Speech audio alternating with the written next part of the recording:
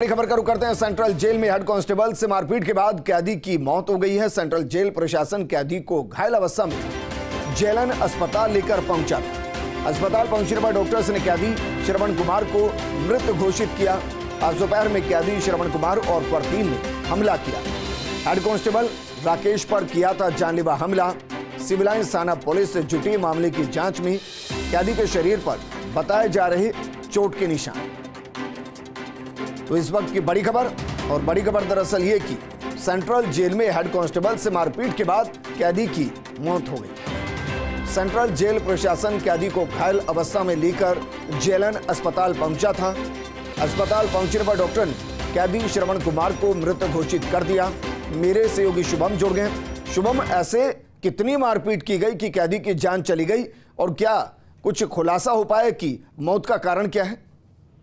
जी विजेंद्र, देखिए मैं आपको बता दूं कि अजमेर के केंद्रीय कारागृह के अंदर आज सुबह के समय दो कैदियों ने मिलकर के एक हेड कांस्टेबल को बुलाया अंदर जेल के अंदर, और अचानक उसके साथ मारपीट कर दी और धारदार चीजों के साथ उस पर हमला कर दिया, जिसके चलते वह लहूलुहान हालत में घायल हो गया। और उसको इसी अवस्था के अंदर जो पुलिस प्रशासन है वो जेएलएन अस्पताल लेकर पहुंचा, जिसके बाद मामले की पड़ताल की गई। लेकिन शाम को अभी एक बार फिर पुलिस प्रशासन यहाँ पे पहुंचा और कैदी जिसने हमला किया था श्रवण को, उसको लेकर के यहाँ पे पहुंचे, जहाँ पर उसके शरीर पर चोट के निशान थे। हालांकि डॉक्टरों ने उसको उपचार के बाद उसको मृत घोषित कर दिया। हालांकि उसकी मौत किन कारणों से हुई है इसका अभी तक पता नहीं लगा जा रहा है। लेकिन अनौपचारिक रूप से जब जेल प्रशासन से बात हुई तो उन्होंने यही बताया कि इन दोनों कैदियों को हाई सिक्योरिटी जेल में शिफ्ट करने की बात कर दी थी, जिसके चलते इसको दहशत लगी और दहशत के अंदर कहीं ना कहीं इसके हार्ट अटैक आ गया। हालांकि स्पष्ट नहीं है कि हार्ट अटैक आया है, क्या कारण रहा है, लेकिन पोस्टमार्टम जो है वो मेडिकल बोर्ड से होगा। सिविल लाइन थाना पुलिस भी मौके पर पहुंच चुकी है।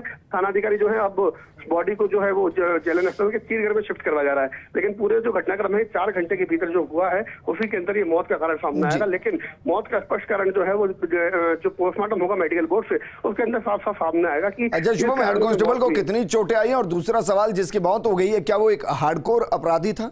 किस केस में वो जेल के अंदर था?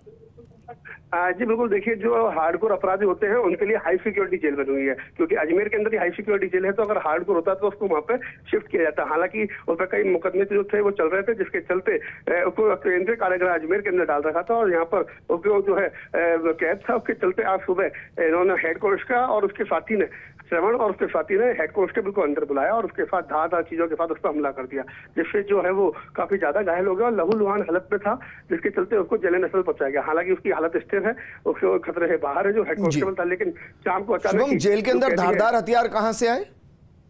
जी देखिए, धारदार हथियार नहीं, धारदार चीजें जो हो सकती हैं, चाहे कील या कोई मिट्टी या पत्थर के टुकड़े जो होते हैं, उनसे उस पर हमला किया गया। हालांकि उसकी भी पड़ताल की जा रही है, क्योंकि मुकदमा जो है वो सिविल लाइन थाने ने दर्ज कर लिया है। लेकिन अब पड़ताल ये भी की जाएगी कि इसकी कैदी की मौत कैसे हुई, क्योंकि जो 4 घंटे का डिफरेंस रहा हुआ जब पहला हमला हुआ और उसके बाद अभी शाम को 6 बजे इसकी मौत का, तो इसी को लेकर के अब पड़ताल की जाएगी कि आखिर इन 4 घंटों में क्या हुआ था, किन कारणों से मौत हुई है। क्योंकि जेल प्रशासन अभी तक कोई औपचारिक रूप से कोई बात नहीं कर रहा, लेकिन अनऑफिशियली जब किसी से बात की गई तो उन्होंने कहा कि घटनाक्रम घटने के बाद हमने इनको जो है हाई सिक्योरिटी जेल में ट्रांसफर करने की बात कही थी, जिसपे इसकी दहशत हुई, दहशत के अंदर इसकी मौत हो गई। हालांकि चोट के निशान उसके शरीर पर भी है, क्योंकि धारदार हथियार जो चीज थी उनसे उन्होंने सुबह इन पे हमला किया था, तो उसमें आपस में लगी भी थी। लेकिन चोट के निशान वाकई में उसी लगावट के थे या फिर बाद में इसके साथ कोई और घटनाक्रम घटा है, उसको लेकर के पड़ताल की जाएगी। लेकिन अभी हाल फिलहाल जो शव है उसको जेएलएन अस्पताल के चीरघर में रखवा दिया गया। पुलिस जो है वो ठीक है शुभम, शुक्रिया तमाम जानकारी हमारे साथ साझा करने के लिए।